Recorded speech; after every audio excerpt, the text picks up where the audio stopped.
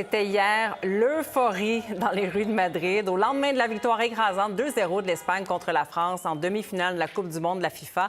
On va aller prendre le pouls de l'ambiance qui règne à Madrid avec Romain Chauvet. Bonjour Romain. Bonjour Chantal. On imagine que les Espagnols sont toujours euphoriques après cette victoire importante contre les Bleus. Comment c'était d'abord dans les rues de Madrid hier soir? Oui, eh bien, je vous dirais, Chantal, vous l'avez vu sur ces images, c'était très animé. On a vu des milliers et des milliers de personnes qui sont sorties après ce match dans les rues, notamment ici Madrid, pour célébrer cette victoire avec tous ces drapeaux espagnols. Mais on a vu les mêmes scènes du côté de Barcelone, Séville, Malaga, bref, dans toute l'Espagne, parce qu'il faut dire que c'était une victoire écrasante, 2-0 contre la France. L'équipe espagnole qui a marqué un premier but dans la première mi-temps, un deuxième but dans la deuxième mi-temps et même un troisième but qui a été déclaré hors jeu, donc une faute selon les arbitres. Donc, résultat final 2-0 pour l'Espagne. Et donc, vous l'avez dit, cette victoire permet donc à l'Espagne de se rendre dans cette finale de la Coupe du Monde qui va se tenir dimanche. Et c'est seulement la deuxième fois que l'Espagne a cette possibilité de se rendre à la finale de la Coupe du Monde. La dernière fois, c'était en 2010 et l'Espagne avait à cette occasion remporté la grande finale. Alors, je vous dirais que les Espagnols, les partisans espèrent revoir le même scénario se reproduire dimanche lors de cette grande finale. Qu'est-ce que vous entendiez hier des partisans? Est-ce qu'on s'attendait à une telle performance vis-à-vis de la France?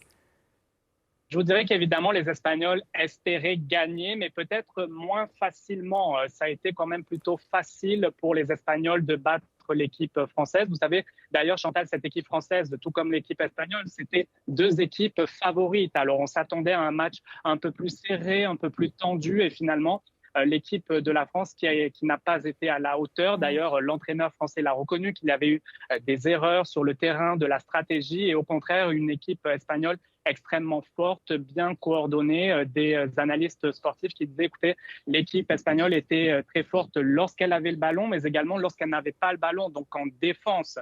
Et vous savez, Chantal, au cours des derniers matchs, au cours des dernières semaines, l'Espagne a seulement enregistré un seul but. Alors, ça vous montre à quel point c'est une équipe extrêmement forte, même s'il faut dire que ça avait plutôt mal commencé cette Coupe du Monde pour l'Espagne avec un match nul face au Cap-Vert 0-0 qui avait fait douter ici les Espagnols, les partisans qui se demandaient si l'Espagne pourrait se rendre jusqu'à cette grande finale. Et puis, donc, on a vu ce match hier et donc, on a eu la grande réponse hier soir.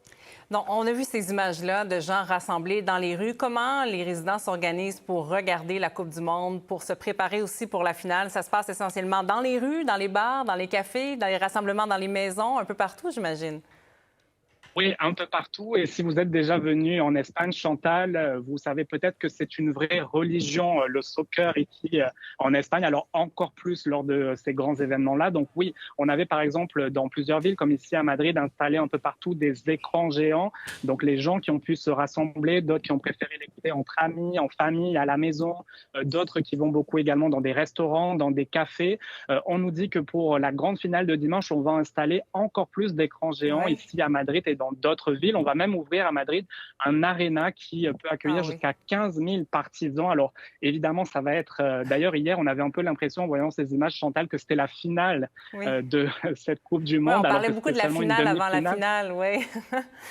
Oui, effectivement, alors qu'on était seulement en demi-finale. Alors, imaginez si dimanche, l'Espagne gagne, toute l'ambiance et tous ces partisans qui vont célébrer tout au long de la nuit. Alors, oui, on prévoit d'autres rassemblements comme ça pour dimanche, un peu partout à travers, je vous dirais, le pays, parce que c'est une équipe qui est très suivie. On a vu notamment des images du roi et de la reine d'Espagne qui ont suivi également ce match-là. Alors, vous voyez, tout le monde était derrière cette équipe pour cette grande victoire hier soir. Sur une note peut-être un peu plus personnelle, Romain, vous êtes né en France, vous résidez désormais en Espagne. Votre cœur penchait pour quelle équipe hier?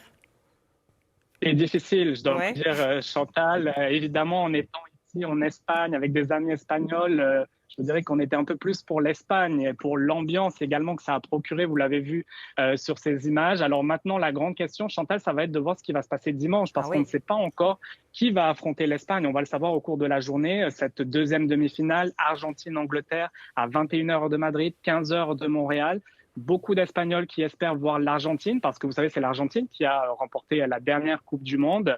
Il y a d'ailleurs ce joueur argentin, Lionel Messi, qui est très populaire, très connu ici en Espagne, parce qu'il a joué pendant de nombreuses années pour le FC Barcelone. Alors, beaucoup d'Espagnols qui espèrent voir un duel Espagne-Argentine. Ça sera à surveiller. Ouais. Mais je vous dirais que tout le monde a encore le sourire et se prépare pour ce grand événement, donc dimanche, qui va être très suivi ici, on peut déjà le dire, en Espagne. Romain Chauvet, en direct de Madrid. Merci beaucoup. Un plaisir. À bientôt. Au revoir.